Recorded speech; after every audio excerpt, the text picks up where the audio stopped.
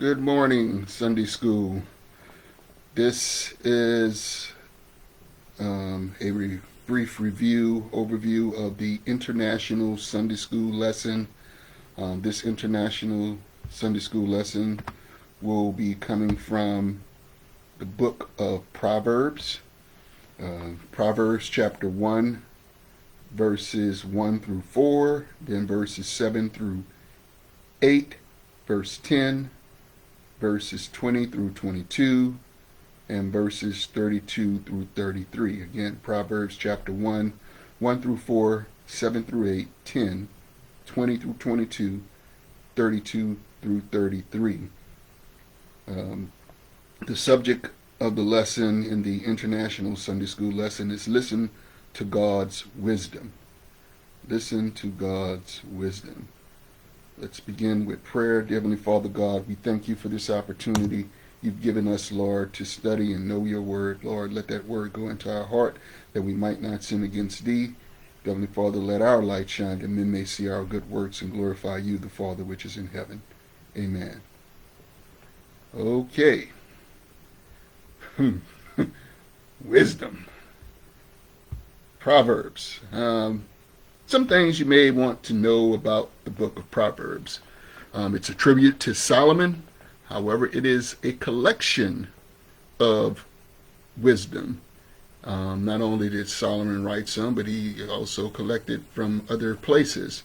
And if you study the book of Solomon in theological schools, the book of Solomon is, the book of Proverbs. You study the book of Proverbs in theological schools. Proverbs is given its origin of most of its collections. It's of Egyptian origin, and there's many Egyptian characteristics and motifs, and we're talking ancient Egyptians. A lot of times, as I try to counter when people say the Bible is white man's book, which is totally asinine. I counter with knowledge of where a lot of the book of Proverbs comes from. In fact, it's considered a foreign in its type. Beside chapter 1, most of it is foreign in the style of the Hebrew Deuteronomy and song writings. The word Proverbs come from the Hebrew word that actually means to be like. To be like. And I think it's ironic that tonight there's going to be a special on Bruce Lee, and the special is called Be Water, to be like. And I remember his statements, you pour water in a teapot, it becomes the teapot. You pour water in a glass, it becomes the glass. Water can flow, water can crash. Be water, my friend. So to be like is Proverbs, to be like. So as we study that, let's remember that as we go through. You're going to see a lot of contrast where it compares the wise with the foolish, the young man with the old man.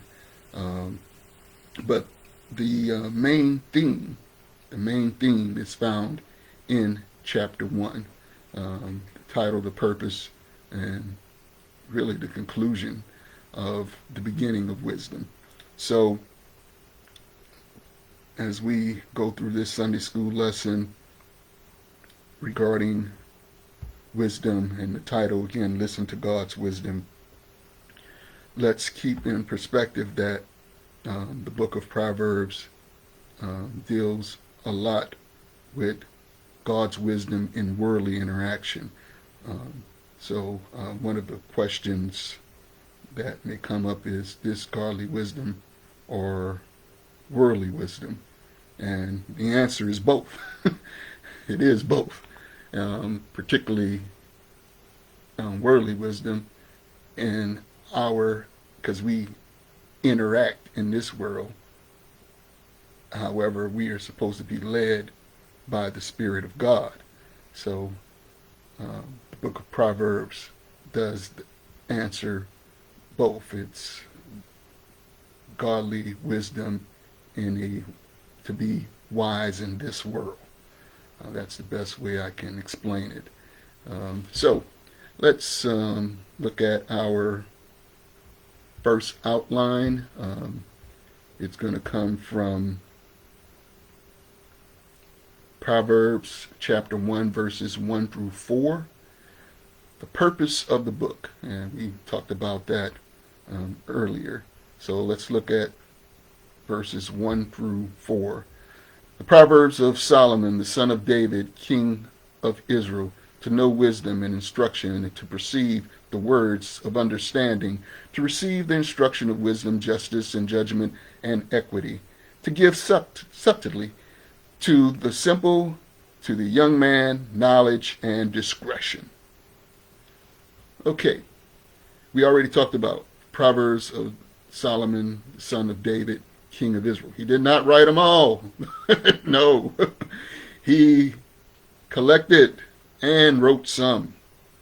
So this is a collection of wisdom and knowledge of the time. It would be just like any wise person getting collections of wisdom that was going on their time, adding to that collection his philosophy, his Bruce Lee's Tao, or his understanding of wisdom through his spiritual interaction with God. So that's what this is. And to know wisdom, to know how to be skillful, wise, to understand when someone is wise, they are using knowledge and applying knowledge to have a favorable outcome in their lives and the lives of others based on their understanding, either from learning by obtaining knowledge or learning by action. And we all know that it's better to learn from obtaining knowledge than to learn by going through it and going through the bumps, bruises, and everything else of cause that by saying, oh, I shouldn't have done that. So let me remember not to do that again because I actually went through it. Okay, so know wisdom and instruction, and to perceive the words of understanding. You will see the word hear, to hear. Actually, that hearing is not, physically, not only physically hearing, but hearing with understanding and having that understanding go into your knowledge of how to use it. So, to receive the instruction of wisdom, justice, the equity and prosperity to make the right decision,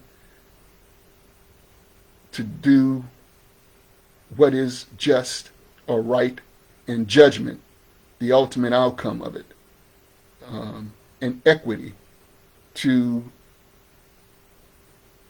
is basically how an accountant looks at it. You have assets and liabilities. When your assets are greater than your liabilities, you have equity. So you have something that is above your liabilities. So let's look at these words again: wisdom, justice, judgment, equity. And to give subtlety to the simple. Now, let's break this down.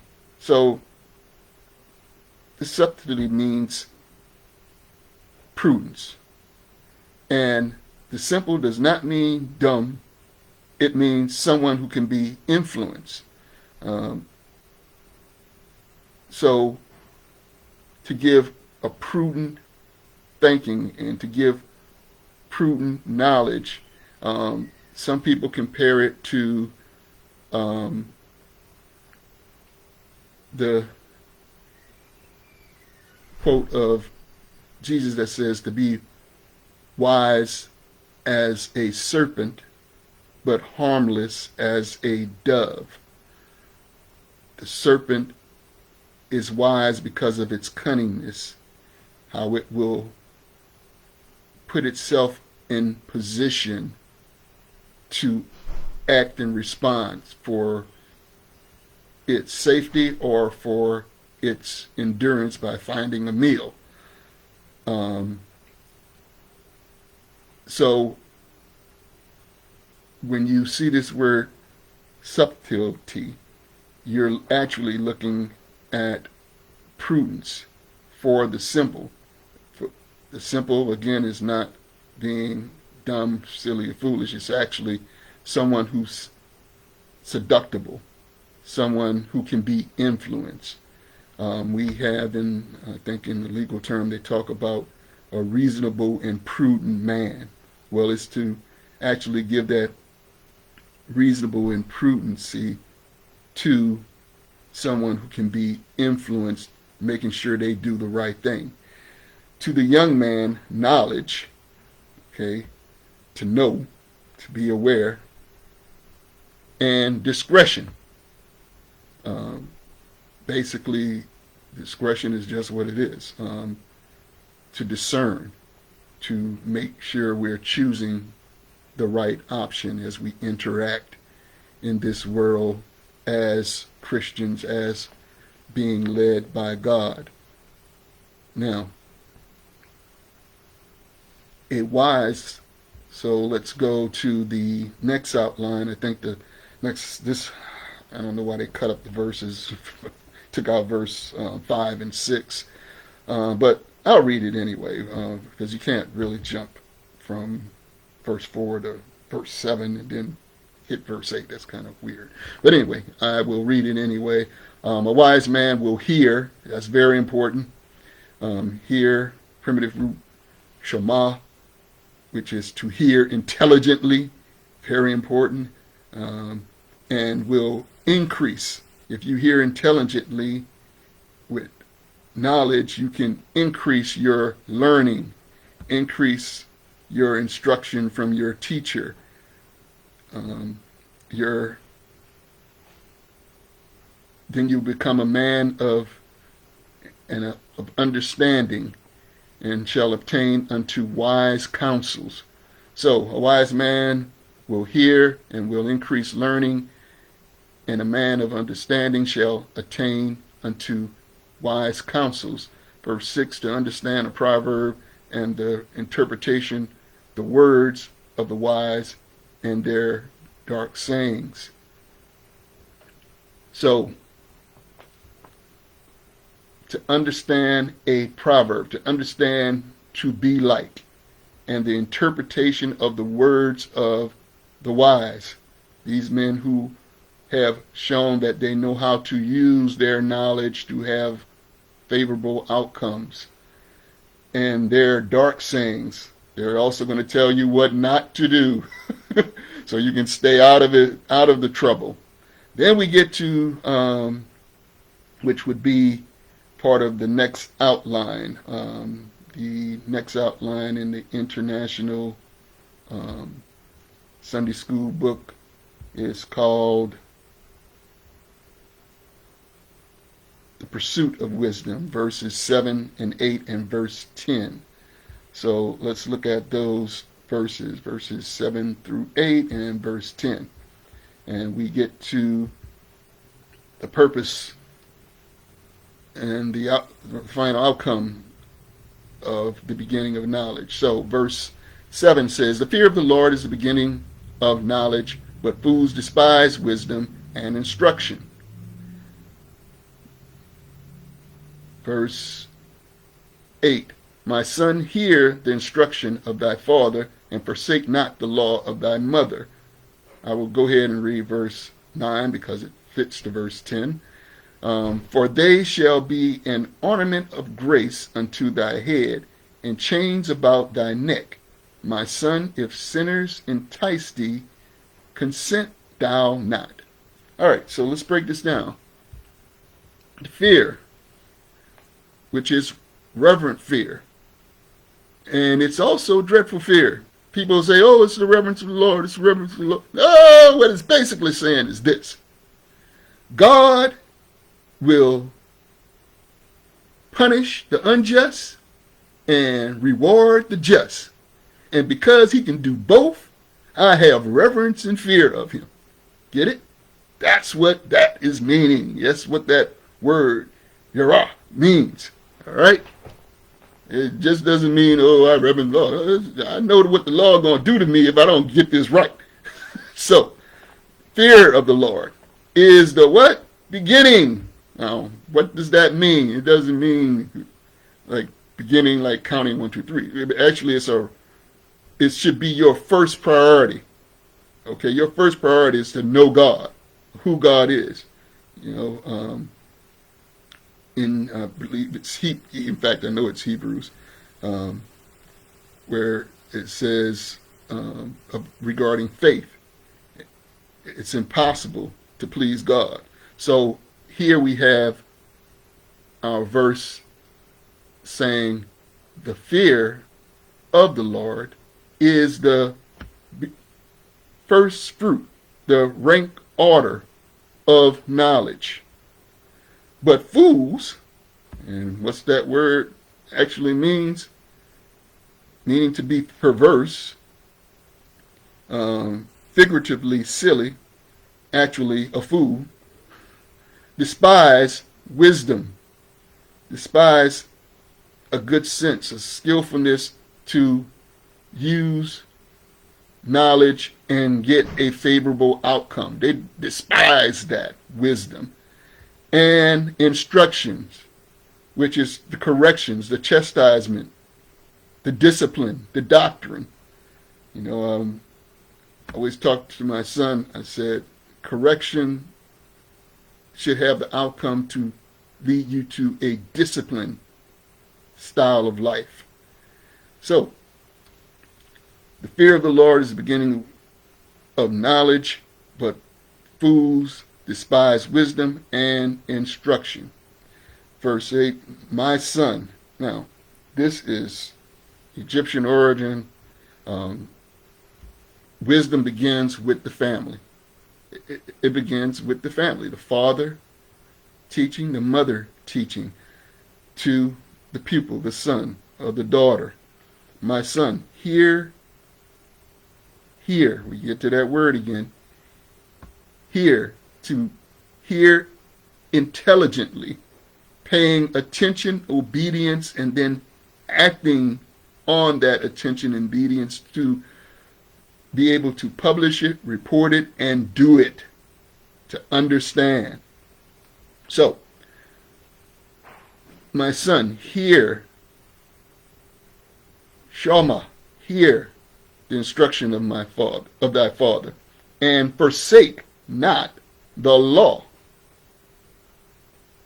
precepts, the statutes, the law of thy mother.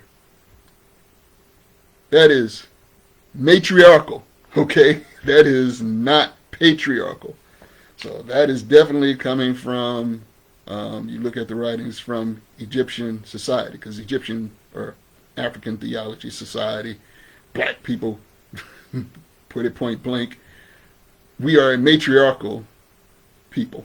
We're not a patriarchal people. So, the instructions of the father, but the law of the mother. And that's why we have such a tie about to my mother. My father gives me instruction. My mother lays down the law. So, and the father, of course, enforces the law, acts on the law, on the instruction. So we have this matriarchal setup here of the instruction of thy father, and forsake not the law, the doctrine, the statutes of thy mother. Okay? And that has, and I'll go ahead through verse 9 to get to verse 10. For they shall be an ornament of grace, favor. We see the word grace here. It's not used a lot in the Old Testament. But, you know, that favor, that grace, the same, except it's a Greek word in the New Testament, but the kayan, the favor you're going to gain. It's an ornament of favor unto thy head, and chains about thy neck. Well, doesn't think about it. And I always go back, being a cowboy fan, as you guys who know me know I am. I go back to what Jimmy Johnson was telling his team as they were going through the 2 days of training camp. He said, let the mind control the body, not the body control the mind. Let the mind control the flesh, not the flesh control the mind. For they shall be an ornament of favor unto thy head, and chains about thy neck. And if you think of African theology and the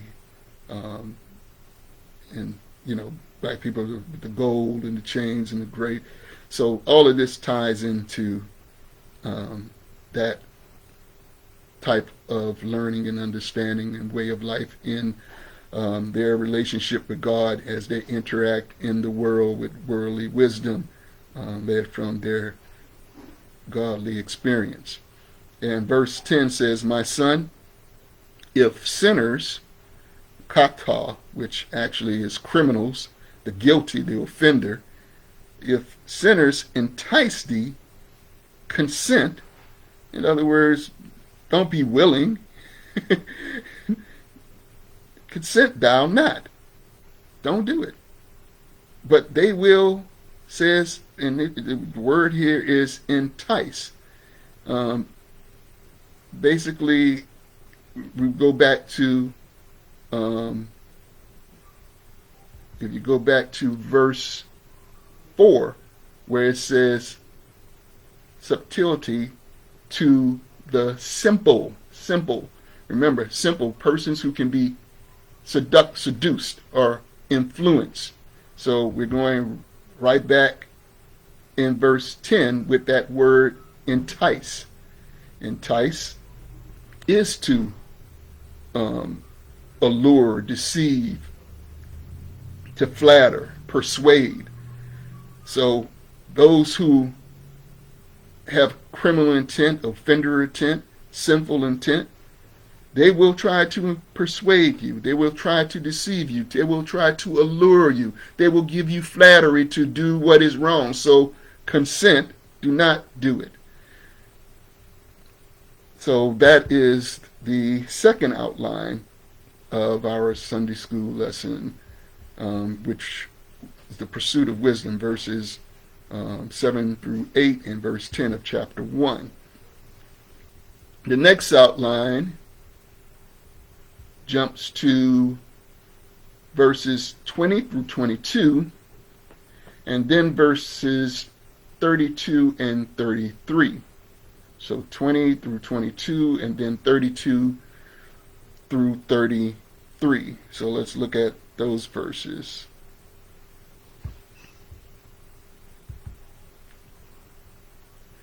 Wisdom crieth without, she uttereth her voice in the streets. She crieth in the chief place of concourse, in the openings of the gate.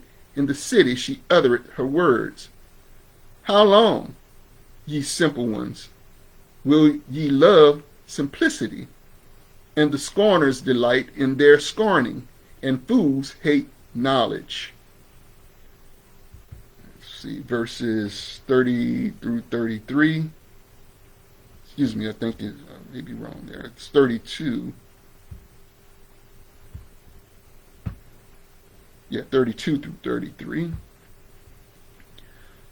For the turning away of the simple shall slay them, and the prosperity of fools shall destroy them. But whosoever hearkeneth unto me shall dwell safely, and shall be quiet from fear of evil. Okay, so let's break this down a little bit, give an overview. So here we see wisdom is female. Okay, that means it's a collection from Solomon. Remember, Jews and Hebrews come from a patriarchal society. Okay?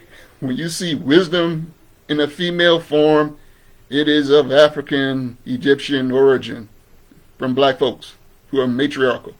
So, here we go.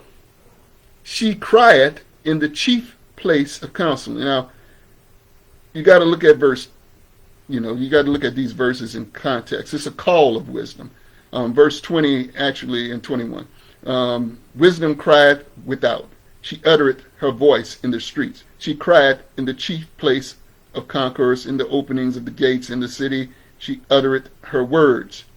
How long, ye simple ones, will ye love simplicity, and the scorners delight in their scorning, and fools hate knowledge? So wisdom is here, is crying out. Female form. Why would wisdom have a female form? Well, let's make it real simple. Let's not try to make this all complicated. When a child is born, 99.9% of their time is spent with what sex? A woman or a man? A woman. Child learns wisdom, knowledge, initially from a woman. Okay, and she cried just like that woman has that baby all the time. Wisdom is crying out all the time, and it's all around the child. So she cried in the chief places of the concourse, in the openings of the gates. And I can't help but think of my mother, Marguerite Berry Polk.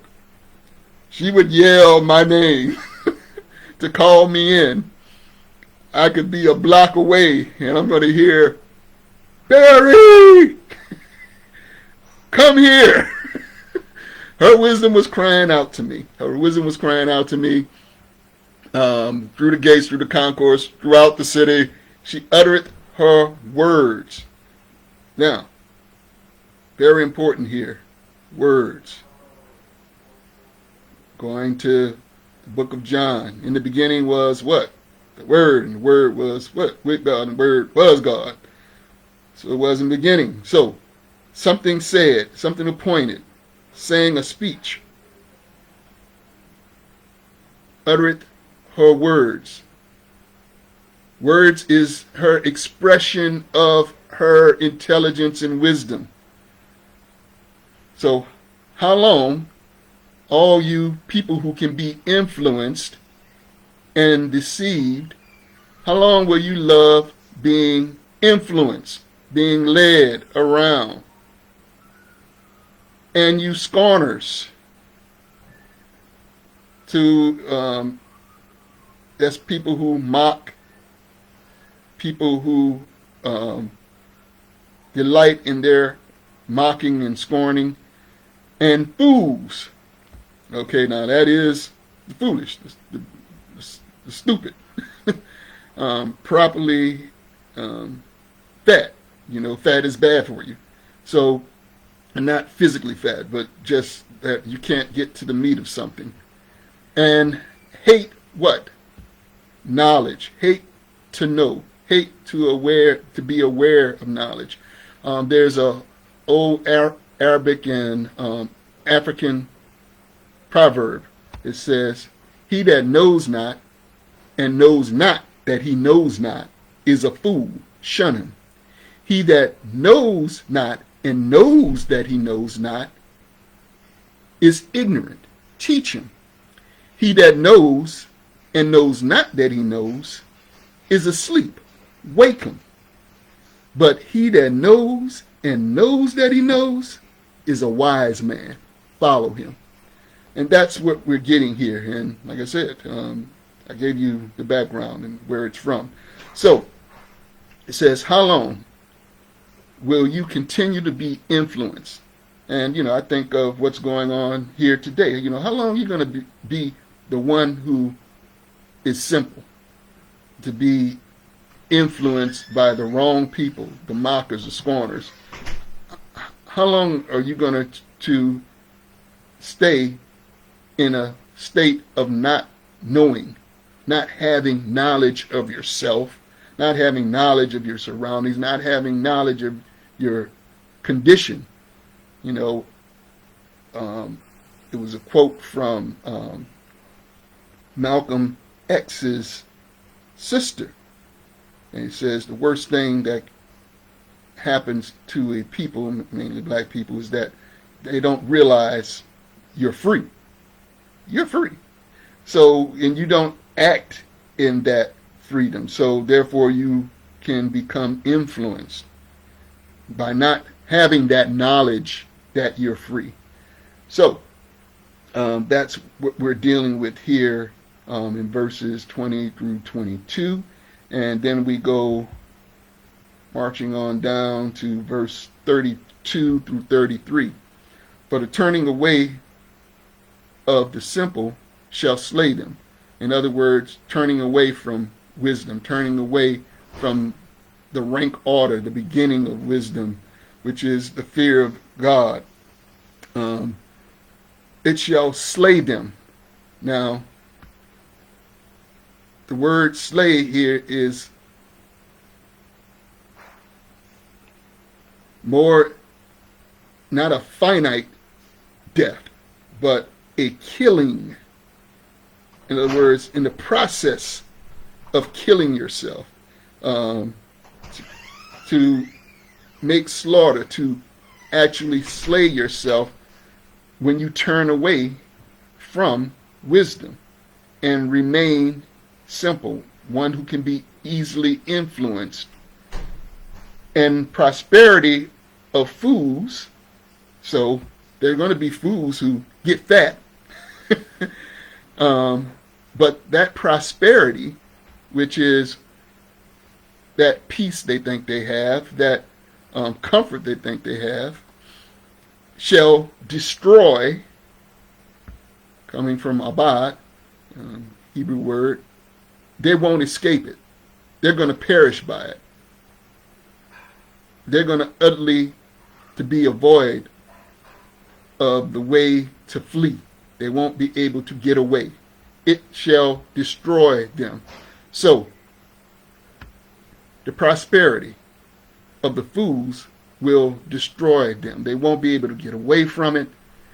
They will not escape it. They think they have succeeded because they have that prosperity, that abundance, that material gain. They think they have peace. And you can look at our society today. Where we are going through a civil unrest because fools have prospered.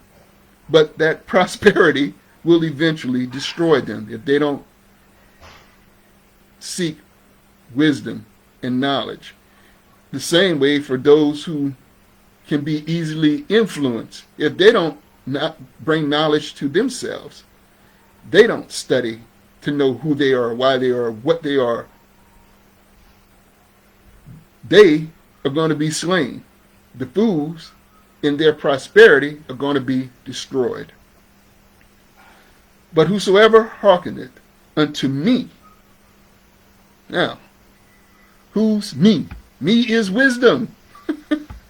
Wisdom. Whoever hearkeneth unto me, unto wisdom, shall dwell safely and shall be quiet.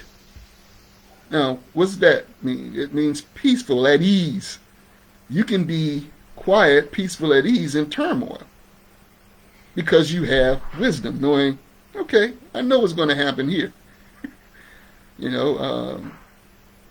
can be at quiet and at ease from what? Fear. I do not give, God said, I don't give the spirit of fear. Okay?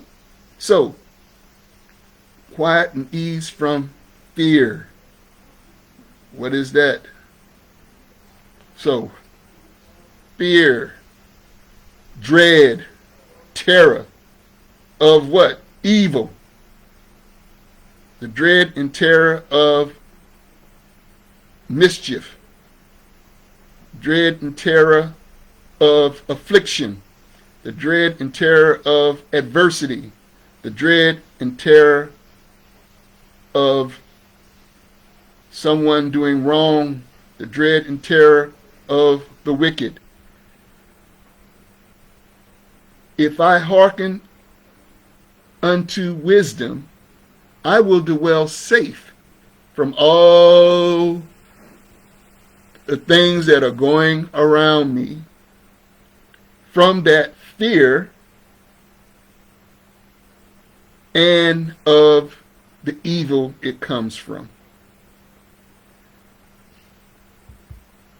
So that is the outline. I think that is the last outline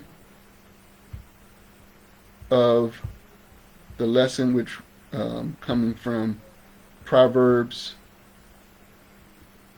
verses 20 through 22, and then verse 32 through 33.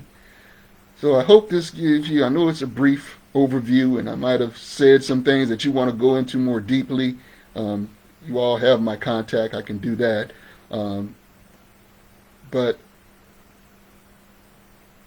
when we can make sure we have our awareness of who God is in our life, and we get that in ranked order, not the president, not the governor, not the police officer, but the fear, the reverence of what God can do for us and to us. When we have that fear of God, and then we can apply our wisdom to not be led that we are simple, then we're going to be at ease, because we're going to have the knowledge that we are free, that we can speak and be heard, and that we can change in this world and influence those who are simple, who can be influenced, but influence them in the direction of wisdom and knowledge. And when we do that, we're better off. So it is our, again, I use that term, our responsibility and accountability with the power and authority we have to do those things. So when I speak, I'm asking God to speak through me, and I'm calling on the knowledge and the wisdom I've collected over time that I know will give a favorable outcome to those who want that wisdom and knowledge. So let us do that in our interaction and in our lives with others. Let us remember that it starts in the family, mothers, fathers, teaching the pupil, the son, the daughter, and then it can expand outward, outside the family, to the neighborhood, to the city, to the state, to the country, to the world. I hope you enjoyed this brief overview of the Sunday school lesson, Listen to God's Wisdom. Take care, have a great week, thank God, and have a great day.